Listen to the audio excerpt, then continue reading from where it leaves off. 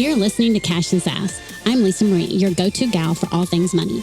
As the Sassy Wealth Queen and the brains behind the Sassy Wealth Coach, I'm here to take you on a thrilling ride from the financial chaos to sassy and sexy money. Welcome back, my sassy friend, to another episode of Cash and Sass podcast. I am Lisa Marie, the brains behind this podcast and the Sassy Wealth Coach. And with me today, I have Terry L. Fossum. And he was raised in literally the poorest city in the entire U.S., surrounded by gangs and drugs, wrong end of an assault rifle in junior high in his own back alley, father killed when he was in high school, and told he would never grow up to be anything. His Oxcart technique helps people get out of their heads and laser focused on their goals.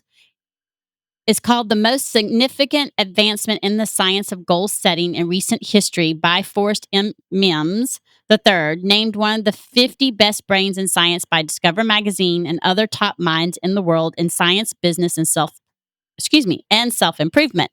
Number 1 best-selling author on Wall Street Journal. Number 2 TEDx talk in the world. Survival reality show winner, primetime on Fox. I really want to know about that. Top fraction of 1% in direct sales in the world. Former executive officer for an entire group of nuclear B-52 bombers during the Cold War, global adventure, and more. Y'all, we're going to have to probably have another. I'd have to know about the reality, and of course, we can't do that because we're going to talk about money. We know what we're going to talk about, right?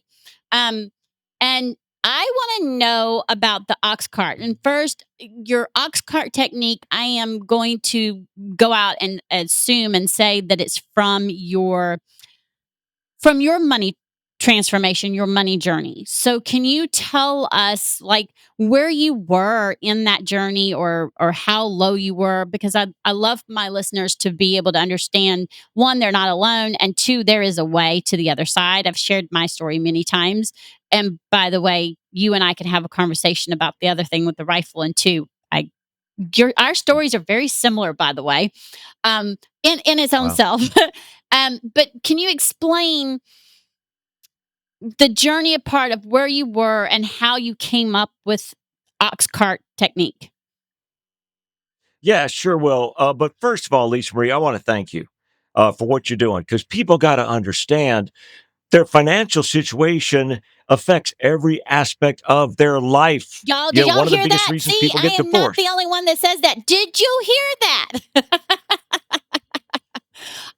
Your health. I say that on repeat for like all the time. It's true. Your relationships, one of the biggest reasons for divorce is financial issues. Your health, I'm sorry, it's the truth. It depends on your financial situation in part. Everything, the way you view the world, everything. They say money can't buy happiness, but you know what? It sure helps. So, Lisa Marie, thank you for being sassy and making sure people understand how critical this is and do something about it. Right. It's a it's a passion point for mine. Okay. And I'm going to tell you, and I'm going to answer your question. Of course I am, but I'll tell you this. And I'm sorry if I hurt anybody's feelings, but I'm really not. Okay. Because we're here to help you. Okay. We want you to have the truth. That's what we want. Okay. One of the things that drives me insane is when I drive by the coffee shops, and people are paying, I don't know, $5, whatever it is for a cup of coffee. You know why I don't know? Because I don't go there. And listen, I'm not bragging about what I'm saying. I'm doing pretty well financially. Okay. I'm doing really well financially. I don't spend $5 on a cup of coffee. I drink Folgers here at the house. Why? Because it's wasting money. And it drives me insane. How many of those people, if you're listening, go, wait a minute, I need my cup of coffee. No, you need your finances in order. That's what you need more than you need a cup of coffee, which will bring us to our subject for today. Okay. Now, how did this Oxcart thing come to be? And of course, it's exploded. It's gone insane by absolute failure, by one of the lowest points of my entire life. See, I listened to all the conventional wisdom out there. I've been studying goal setting for years and years and years. I've been to the seminars. I read the books. I listened to the audios, everything.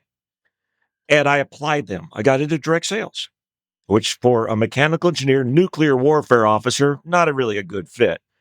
And I sucked at it, Lisa Marie. I was terrible. And I tried. I did everything they said. I did the positive visualizations. I did the dream boards. Yeah, I did everything I was supposed to do, and I failed. And I tried, and I failed. And I tried, and I failed, and I failed.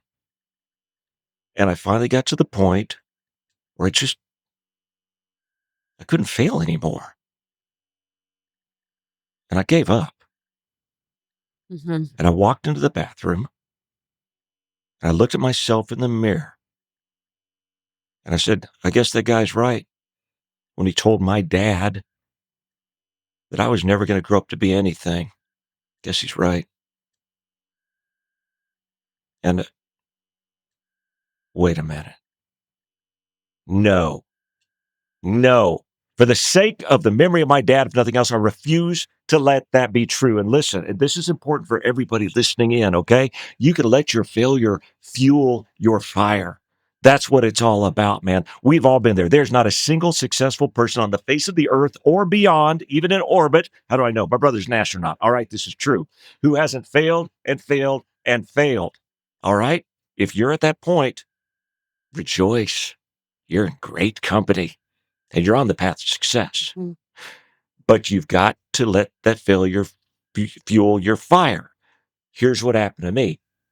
And y'all are sassy here. Is that right, Lisa Oh, Marie? Y'all are oh, sassy? I'm sassy. All right. So I can say some things. I can say some things. Yes, as long as you understand that if I disagree, I'm gonna say something afterwards.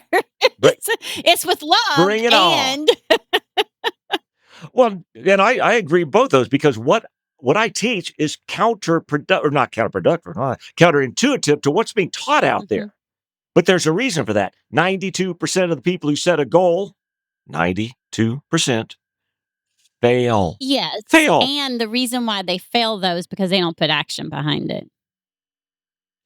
And what puts action behind it, because you're It's absolutely the right. belief. Yeah. Emotion, Mhm, not fact, mhm. is the driver of all Emotion. action. It's belief. There's so many people out there that say you can manifest, and yes, with the exception of if your manifestation is sitting on the couch and saying, "I want this," and then doing nothing to get there, then no.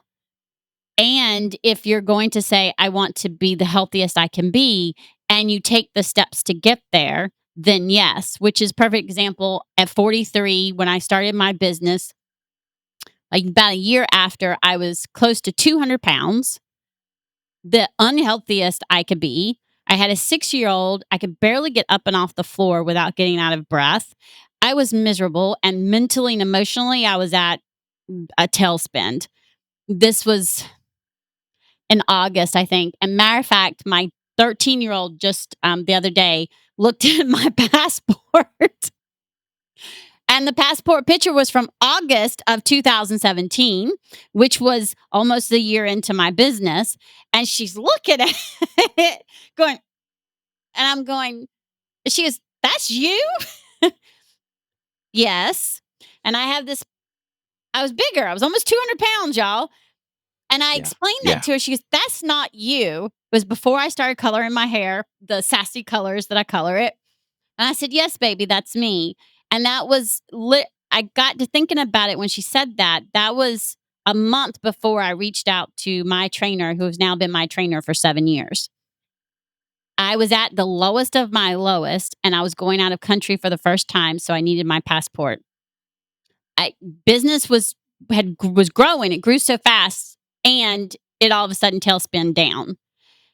And I found myself right back where I felt like I'd started. Still getting the passport, still going because it was part of the mastermind that I was in. And I was introduced to my trainer and I was told to reach out to her. So I did. And I'm I'm a lot better at asking for help now than I was back then.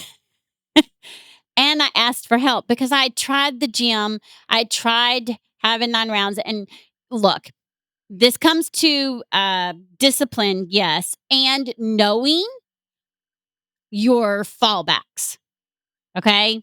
So I know that if it's cold outside, because I don't like the cold, I'm a Southern girl, I'm summer. I know if I don't like the cold and it is bitter cold outside and I'm supposed to go to the gym and work out, I'm not going. I know if it's raining really, really hard and I'm supposed to drive to the gym, I'm not going because one, I don't like driving in the rain, and two, I hate the cold. Like, I despise it. Okay. Those were my fallbacks, right? Another fallback, I have two kids, they're special needs. If I got to drive 20 minutes to go to the gym, do the gym there, and 20 minutes back, that's 2 hours of my time. I'm going to find I guarantee you I can find 5 things I can do in those 2 hours and get them done. So my brain goes, no, that's not being very productive, which, yes, it is. And that's not the point. My brain. So having someone who was online before COVID to do online training, to me, it was a win win. I needed accountability. It's a win win. I've been with her now 7 years. Talk about consistent progress over perfection. I no longer weigh 200 pounds. I'm 51. I'm the strongest and the healthiest I have ever been. I manifested and said, this is what I want. I want to be healthy. I had my kids late in life, 30 and 38. Therefore, I need to do something so I'm around, right? Okay. Sitting on the couch and saying I want, and then doing nothing and changing nothing, nothing is going to happen, period. I can get on a And set, notice what you and that said has there. everything to do with money too, right? I mean it all correlates, right? Notice what you said there. If you don't get up off your butt, you're not going to be around for your kids, right? Mhm. And that's the driving factor. Mhm. Okay, let's talk. Let's talk about, first of all, let's blow some myths about goal setting. And you've already blown one of them, baby. And I was so happy to hear it. There's a popular thing out there right now. And again, if I hurt somebody's feelings, I don't mean to hurt your feelings, but you got to know the truth so you get out of that 92% Mhm. that fails, Mhm. okay? Just manifest it and the world will make it happen for you. No, it won't, okay? There's a phrase out there, the Lord helps those who help themselves, and the universe is the same way. If you're sitting there going, universe, I just want to sit back on my butt, let you do all the work for me. Universe is going, whoa, whoa, whoa, whoa, whoa. How about you get up off your butt, right? Mhm. Just like you did, Lisa Mhm. Marie. Yeah. Okay. So that's one of them. Now, the next one. Have you heard of the Harvard goal setting study? Yes, I think so. Yeah, a lot of people have. It's been in best-selling books, stages around the world, and on and on and on. Still talked about, according to the study at Harvard. Depending on the version you've heard, either everybody that wrote down their goals, the few people that did, made more than everybody else combined, or everybody who wrote down their goals reached them. Okay, that's amazing. If it was true, but it's not. It's not the goal. Harvard's confirmed it never happened. Okay, so is Yale.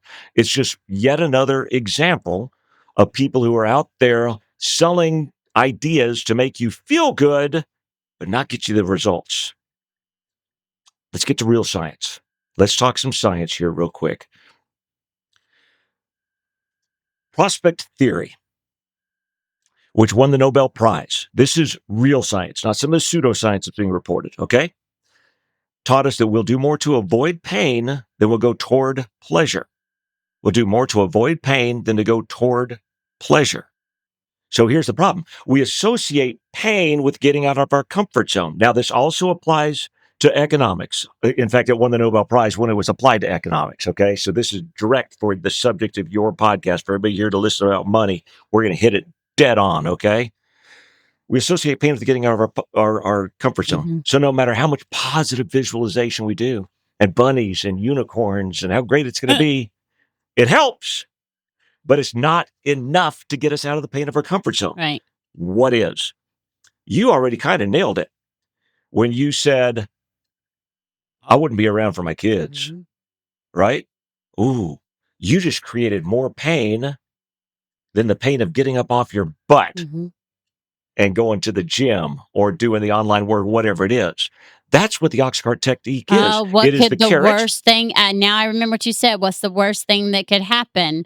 And I remember thinking and looking in the mirror that if I did not do something, I had my kids when I was 30 and then 38. And so my youngest, again, like I said, at 43, she was 6. she's 13, y'all. I'm 51. She's going to be starting high school next year. You do the math, okay? Um, that I knew that if I didn't do something, I was going to end the likelihood that I was going to end up like the rest of my family, which was obese, diabetes, heart disease, high blood pressure, Wow. whatever, you Wow. name it, they have it. That so there had to be something, and everything pointed to, not just physical health but mental health. And I didn't like, not only did I not like the way I looked, I did just like the way I felt. And again, I was low. I tell people now, I don't like working out.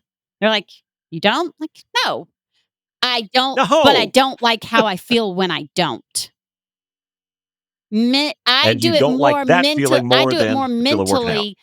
Yes, I love the muscles that I'm building. Okay, gonna go ahead and say that. And I love how I feel inside and how I feel Sure. after. And I don't like how I feel when I don't. And I don't want to be gone before my kids are grown. And it's the combination of the two that will Mhm. drive you, the carrot and the stick. Mhm. So when people say, well, you can't look at failure, what'll happen if I don't reach my goal? Yes, it's more powerful. It's all about the why, still Mhm. is, but not why you want to accomplish your goal. Not just that, but why you have to accomplish your Mhm. goal. If I don't get up off my butt, I'm gonna die. If I don't stop spending money on expensive coffee and blowing my money on these ways that don't help my future, I'm gonna be poor. And I'll tell you, that drove me. Mhm. Look, I'm supposed to never grow up to be anything. That's what drove me. It wasn't to have a big house and a fancy car. I don't care about those things. I'm my happiest in a tent, okay? I've got them all, but that's not what drove me. What drove me was the stick. If I don't keep going, I'll never grow up to be anything. So I got up off my butt and I still hit the same setbacks and disappointments and no's and everything else as before. But now it's something driving me. The stick built a fire inside of me Mhm. that got me past. I didn't care about that crap anymore. Get out of my way because I have to do this. Mhm. With your finances, it couldn't be more true. Yeah. Well, I mean, it's that way with your finances and your health and how they all intertwine. And I'm going to state that for my listeners, if you're thinking, "Oh, wait, he's saying I need to get rid of everything." Not going out to eat, not going to the coffee and all of that. And yes, that might be what worked for him. And what I am going to say is if you can discipline yourself and look at how much you're spending a month in coffee or out to eat and say, okay, instead of going 6 days a week to Starbucks coffee, and by the way, I don't like coffee, and so I don't understand what the whole thing is about $12 a cup of coffee, but okay. I don't like coffee with a caveat. I found a place, and if they were anywhere in South Carolina, I would probably be in a really world of trouble. They are in Texas, by the way, and they're in California, and they're also the closest one is Tennessee, which is like 6 hours away. So thank God they are nowhere near. So when I go out of town, y'all, I go to a Dutch Brothers and I get a picture perfect because OMG. And thank you for not being anywhere near me. um, but the point is, can you look at it and say, I'm willing to cut back? So, as an example, I'm a Southerner. Can't tell, didn't know, just that way. I love sweet tea. If you're from the South, you know what sweet tea is. If you're not, look it up. You'll figure it out. Or you know somebody, you'll know what it is. Up north, y'all don't have sweet tea. Y'all have iced tea, and then you give us this fake sugar syrup or whatever, and that is not the same thing. Just let me tell you, okay? Okay. I love sweet tea. I grew up on sweet tea. Back in the day when I was really small, my grandmother would actually do it as sun tea. Do you know what I'm talking about, right, Terry? Right? Okay. Right? 100%. I'm from the South. You're from Texas. You Absolutely. know exactly what I'm talking about, right? Absolutely. Yeah. And sweet tea, you brew it and you put sugar in it, period. Okay. Melts. Sugar doesn't melt in cold water. If you don't remember that, all those restaurants need to go back to science. Go back to school and retake science because it doesn't melt in cold water. It just doesn't. I love sweet tea. I got in the habit of Oh, I'm going to be really honest, brutal. Okay, here we go. I got in the habit of going to McDonald's or Sonic every single day. Wow. Okay. Wow. This is when I work corporate. Every single day. When I was going corporate, it was a large sweet tea. I'd make myself feel better again, egg McMuffin, the white egg white McMuffin because it was healthy. It's Oh, funny now. It's funny now. It's so hilarious now. Large sweet tea. If you've had McDonald's sweet tea, you understand how much sugar they put in that tea every day. I would drink several cups of tea all day long once I started my own business. I was used to drinking tea, right? My trainer, love her. She says, "Lisa, we need to cut." And I well, actually, before she even said it, she was asking me on my day. I said, "If you tell me I need to stop drinking sweet tea, I'm going to tell you it's done. We're over. We're out." And the reason why I'm saying this is because if you're all of a sudden putting that block on Terry's telling me I can't ever go have my Starbucks coffee, that's not what he's saying. May sound like that's what he's that saying, is not what I'm but that's saying. not what he's saying. She goes, "Nope. Correct. If I tell you that, you won't stick to it, you won't do it, and it won't be a lifestyle change." She said, "However, 100%. we need to figure out what we can do because again, we all know sugar is addicting, right? And y'all, those sweet So, coffee drinks at Starbucks has sugar in it." What I did yeah. is I agreed to immediately stop all fast food sweet tea, all of it immediately. Let me just tell you, that was a crash in itself. And then I agreed to go, and part of that was I agreed to go and only have, because I don't drink coffee. My only caffeine is my sweet tea, and I don't drink unsweet tea. That's just disgusting. It should be against the law. My only thing was I would do 2 cups a day. So I'd have a cup in the morning with my breakfast and a cup at dinner. Y'all, I measure it to make sure I'm not getting more of a cup. I pour it out of my pitcher and measure it and now I've gotten so used to it that if I go to a restaurant, I normally ask for extra ice, which is what I do, and I end up with only a cup anyway, and then I don't let them refill it. And if I do go to a restaurant that's extra sweet, I have to have them bring me a cup of unsweet, and I have to mix it because it's too sweet now for me. I can't drink it. I also cut back on the amount of sugar I put in my gallon of tea that I make each time. Most Southerners put depending on where they live and how much sugar they like, anywhere between 2 to 3 cups.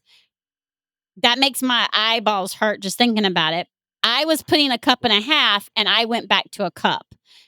I won't go below that. It's just right. My daughters are used to it. My 13-year-old now, whenever she goes to McDonald's, she loves their nuggets. If she goes there, she actually asks for half and half sweet, half unsweet, because she can't drink their tea either because I've never put that amount of sugar in our tea anymore since remember, she was 6, so she wasn't drinking tea then, right? So she's only known the lesser part. My point is I said, "Okay, I'm willing to do this." I did it. "I'm willing to do this." I did it. I didn't have to cut it completely out. I just had to back it away, right? Now we're building muscle, even more defined muscle. So I need more protein. So now I'm not concentrating on anything but the amount of protein because if I get 100 to 130 grams of protein in it, I'm going to find I don't want any of the stuff to begin with anyway, which works, by the way. So you have to be willing to make the change. You got to make some kind of change. You can't say, "I want some kind of change," and still go to Starbucks 6 days a week and then want to know where the hell your money went. So I couldn't agree with you more on it's got to be a plan that you will stick Hmm. to. And I've actually got 2 chapters. Now, the Oxcart technique, Blueprint for Success, talks about how to apply this technique, and it is a very specific technique, to all aspects of your life, to your marriage. I use it, and it has saved marriages, so many marriages. It's amazing. Helped people lose that weight, get people off addiction.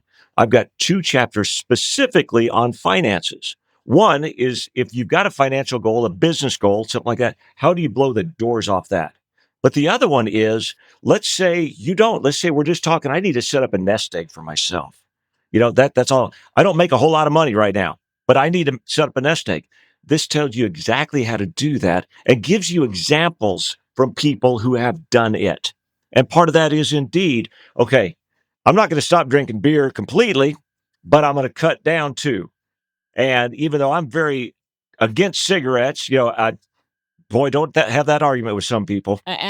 Okay, you don't have to quit completely if you're not gonna, because you're not gonna. Okay, let's cut it down to half a pack a day. But it's working on that. It's setting up a daily action plan that you will absolutely stick to. And this, unlike the last time you did an action plan you would stick to, this gives you the motivation to do so, both the carrot and the stick. It builds it in, not just why you want to, why you have to. And if you do this technique correctly, the difference made in so many people's lives is just amazing, because emotion, not fact, is the driver of all action. It's got to have that emotion to it, something to go toward, something to go away from. And with your finances, you can get passionate about that if you do it right.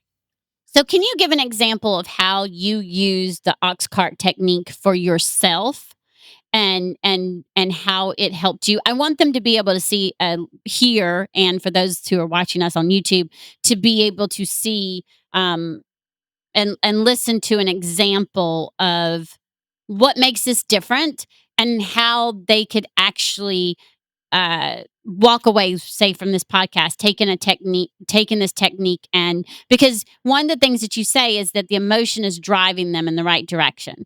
And you're right. You can, it's kind of like people saying, "Oh, I want to get fit. I'm going to go buy a treadmill." They go buy a treadmill and then they never get on it. Right, right. Okay, you bought the Every time. treadmill, but what the hell is that supposed to do? Well, that's what people do with a goal. They get excited. I'm really going to do it this time. But over time, the passion fades and they find they're not sticking to that goal.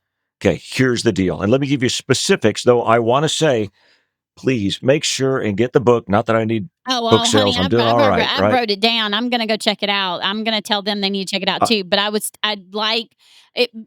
And here's the thing: I am always willing to learn, and that's something I tell my listeners and I tell my clients all the time when I'm doing the one-on-one CFO work and the wealth coaching. This isn't something you're going to stop doing. Your mindset and the management and all of that is it, just like your health and all of it. It's something you're going to continuously do, because it's just like, I mean, it's just like exercising. You're exercising your brain. You're making sure that you're staying on track, because sometimes life happens and it's going to try to knock you off track. And having these different tools helps you keep growing and learning different ways and having different tools. So go ahead and I'm all ears. I want to know. you got it. Okay, it's simple. It's a simple technique. 3 pieces of paper. That's all it is, but so tremendously powerful. The first piece of paper is going to be your stick. This should create some emotion that kicks you out of your comfort zone, all right? This should hurt or piss you off like it did for me. Mine was, if I quit, if I stay on the ground where I was at right then, that guy's going to be right. I'd never grow up to be anything. I'd be poor the rest of my life and feeling depressed about what that means for me. I'm going to be not being able to buy medications because that's expensive these days, right? It was back then too. And it went on. I'm like, that gives you an idea. And there's some examples in the book that are just heart wrenching. Now, when I read that, and especially for me, it was never grow up to be anything. That pissed me off. That guy wouldn't be right. Tell my dad that wasn't going to happen. Okay. So I would read that and I would go, there's no way in the world I'm going to let that happen. I'll do whatever it takes to make sure that son of a gun is wrong. And you feel the emotion, right? What does it take? Next piece of paper, my daily action plan. Again, these are the steps I will take. I will absolutely take, whether it's the money you're going to save, the money you're not going to spend on, whatever it is in this case, or You're going to work out. You're not going to eat this. It's going to be the actions you will stick to no matter what. And then the final one is your carrot, your success scenario, how amazing it's going to be when you do reach your goal. So this is your bunnies and unicorns, if you will. This is your carrot. This is something to go toward. And you do it like this. You post it up where you can see it. You read it every morning. Fill your scenario first. And that should fire you up. That should, again, we're not looking to knock you down. We're looking to build the fire inside of you. All right? Make you go, crap, that ain't going to happen. Today I will, next piece of the paper, right? Today I'm going to do this. Fine, I'm going to do this. And then you read the success scenario and you go, wow, okay, that's what it's going to be like because I did. Problem solution format. That kicks off your day. Ooh. It focuses you in big time. Yeah. At the end of the day, you do it again. Right. And so at the end of each day, do you rewrite them? You don't rewrite them at the end of the day, though these are fluid documents. You are free to do so. They will change, okay? But you post these up and you read them out loud. Okay, how did I do today? And by the way, at the bottom of that middle page, that action plan, there's an arrow that points both directions toward your failure scenario, towards your success scenario, reminding you either one could be your future, depending on the actions you take or do not take. Oh, I love that because okay. I love that. Light bulbs are coming on, Right? Did you baby. see him? Did you see him? I saw them. The I fire love was seeing that like, in people. I smoke was love that. coming. Okay. I like that for two reasons. One, it reminds me of, in some ways, OMG, I've done this several times and didn't Yeah. know Yes. what the technique was called. I Yes. called it grit and determination more than anything. Um, Amen. and my coach says it's resilience, and I agree. Um, and when you're wanting to reach a new level with your business and your life, you can, because again, it's fluid, it's going to change, right? So you can write that and then be able to, because I truly believe in saying stuff out loud, including the affirmations. I don't think you should just read them. I think you should Yes. read them Yeah. No, and say absolutely. them out loud. What I do is I write them, I read them, and then I say them out loud. And then I have them on my, when I some of them are still in my mirror, actually. So I have them on my mirror or I have them on my computer, and when I see them, I say them out loud. I have an app that comes up and it has a whole bunch of different affirmations that I put in myself, and they come up all day long. And when they pop up on my phone, I will quietly say it to myself or out loud say it to myself, depending on who's around or what's going on. Because when you're saying it, it's a way of you're retraining your brain, because it's not just you reading it, you're saying it out loud, and so your brain's taking it in. It's a scientific One of your action it's a plans, cognitive one of your thing. points in your action plan is going to be you do your daily affirmations. Absolutely. Mhm. Yeah, Yeah. and then you've got the 2 arrows, and it's reminding you, okay, if you don't do your daily action plan to get to this next level in your business so that you can have all these things that you're wanting to achieve and have, then you're gonna be here. And then if you Yeah. do, it's reminding that, so it's, "Oh, I like it."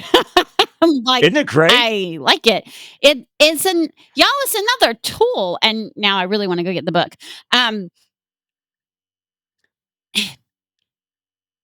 how has okay, if someone who's listening has had a hard time getting off their ass, right? Or getting out of their head, because I'm notorious for Yeah. getting inside of my head and not getting out.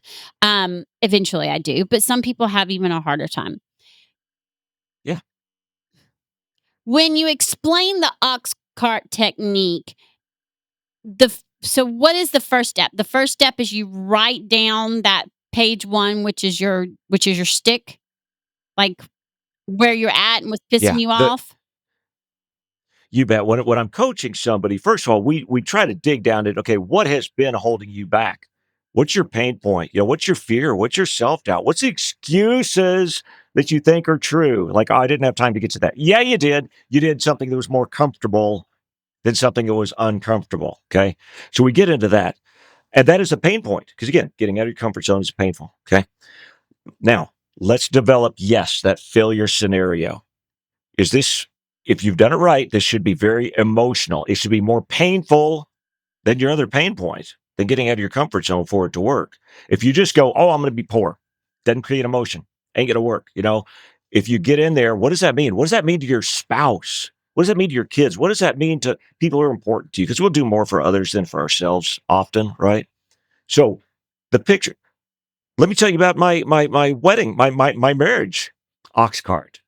Okay, because that'll hit home if I can do it without crying. And I actually mean that. When I did the Audible for my book, I had to stop the recording several times because I kept breaking down.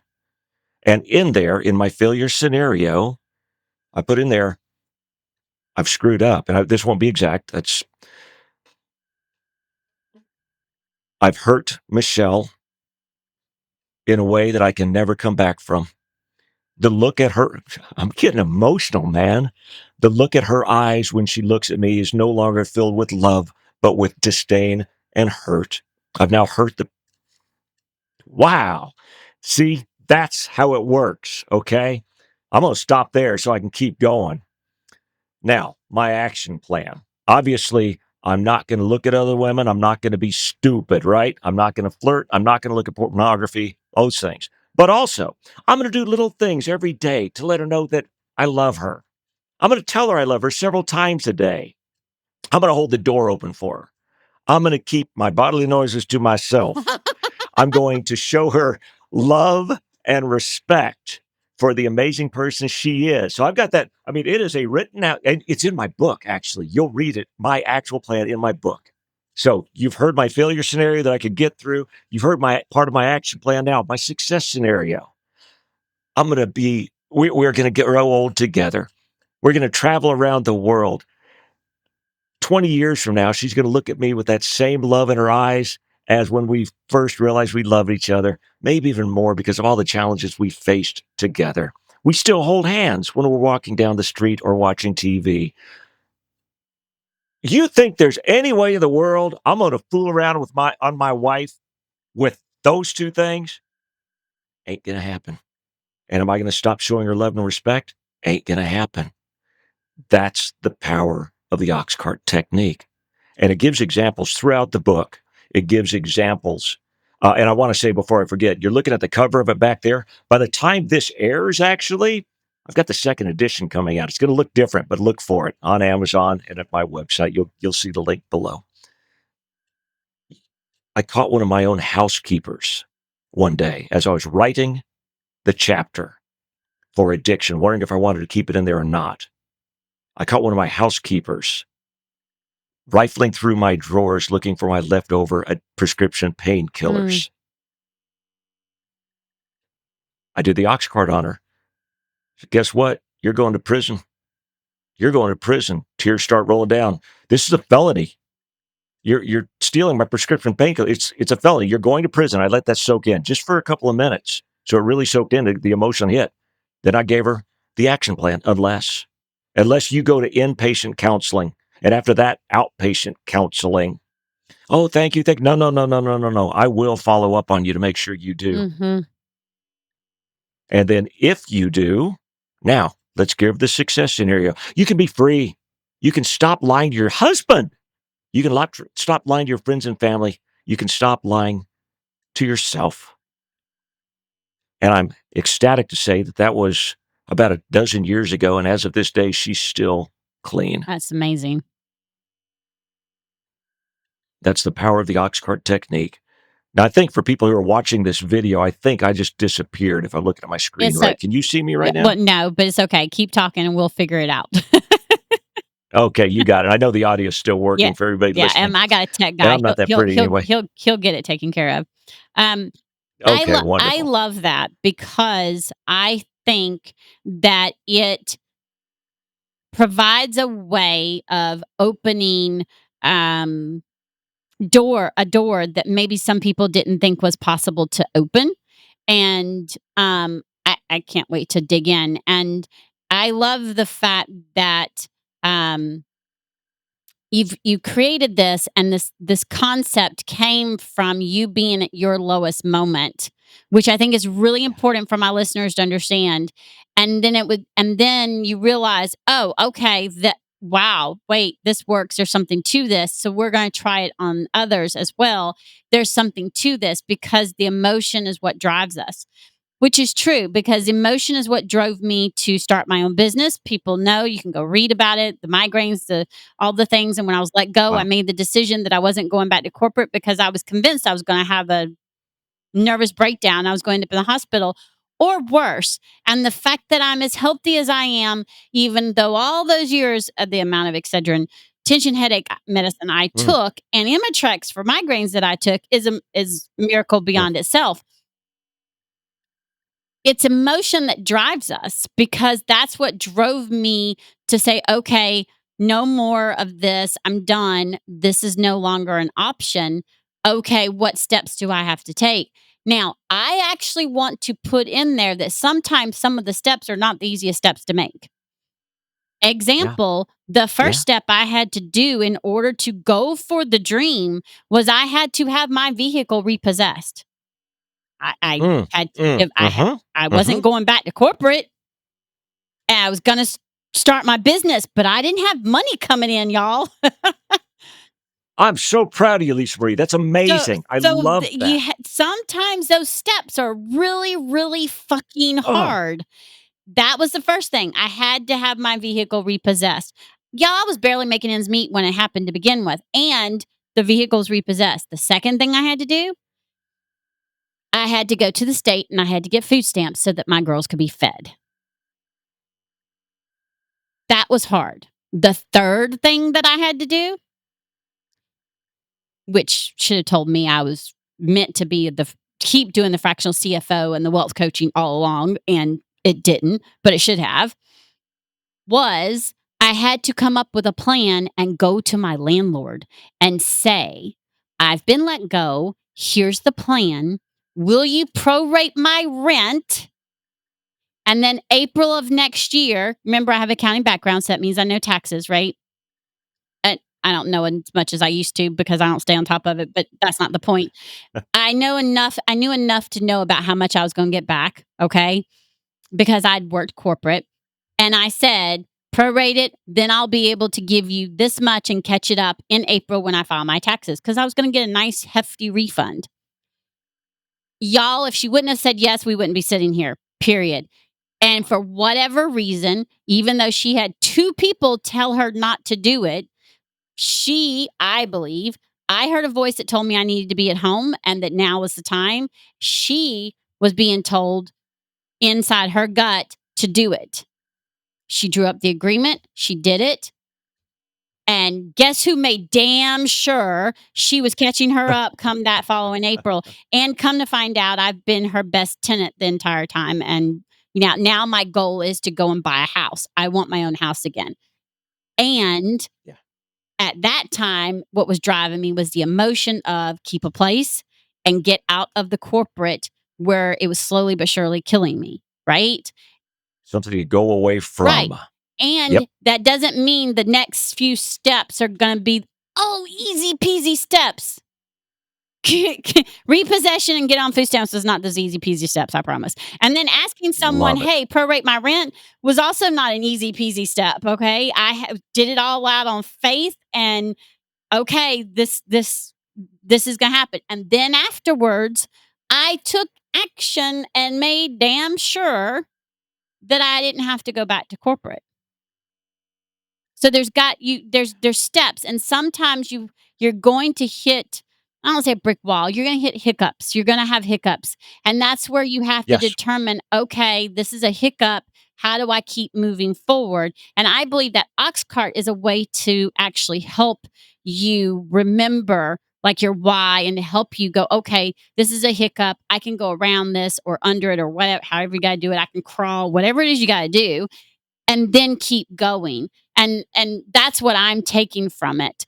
Um, and that's what I want you, as my sassy listeners, to take from it because what Terry has created here is flipping. Y'all, is phenomenal. I have notes.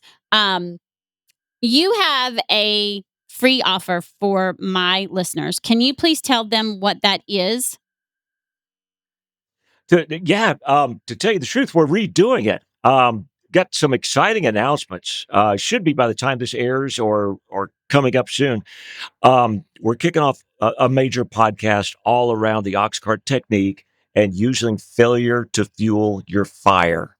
And I'm going to be going on there, kind of like Lisa Marie does, and really giving advice on how to get past those fears, those self doubts, those excuses, how to use the Oxcart technique in every aspect of your life. But we're also going to be interviewing some amazing people, like one gentleman who's we're already got set up to interview. His name's Kurt Jones. You might not recognize that name, but you recognize Dippin' Dots, Mm. and he founded Dippin' Dots. And of course, he's worth a ton of money, but he wasn't always. He went through the setbacks also, and we're going to take a deep dive on that. The gentleman who sold Art.com for $300 million to Walmart. We're going to be talking up to him about that point in his life where he turned it around and what fueled his fire. So it's going to be a lot of fun. And with that, we're going to be yes, we'll have some giveaways, including we're going to have a drawing where you can spend time with me, if that's of interest to you, to really do a deep dive on your life, whatever aspect you want to. A lot of great stuff. I think TerryLFossum.com TerryLFossum.com is where we're going to do all that. So jump on over, follow my podcast, check out my TED Talk. Just Google Terry Fossum TEDx, and you can check that out. It's like it hit number 2 in the world. That was really cool. And the next generation of the book will be coming out very, very soon as well. A lot of great stuff going on, Lisa Marie. Awesome. Awesome. I want to thank you so much for being on my show and being a guest. And honestly, I can't wait to have you back.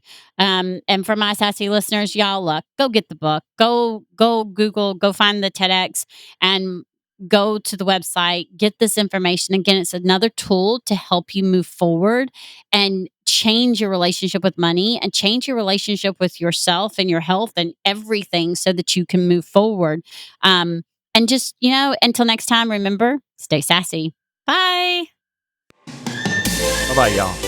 Thanks for joining us this week on Cash and Sass. Check us out on social media and on our website at www.thesassywealthcoach.com, where you can download my free Money Story Start Guide. The website again is www.thesassywealthcoach.com. And as always, subscribe to the show to catch every new episode and leave us a review so we can continue to bring you fresh content. And remember, yes, it is possible to have sassy and sexy money. See you next week.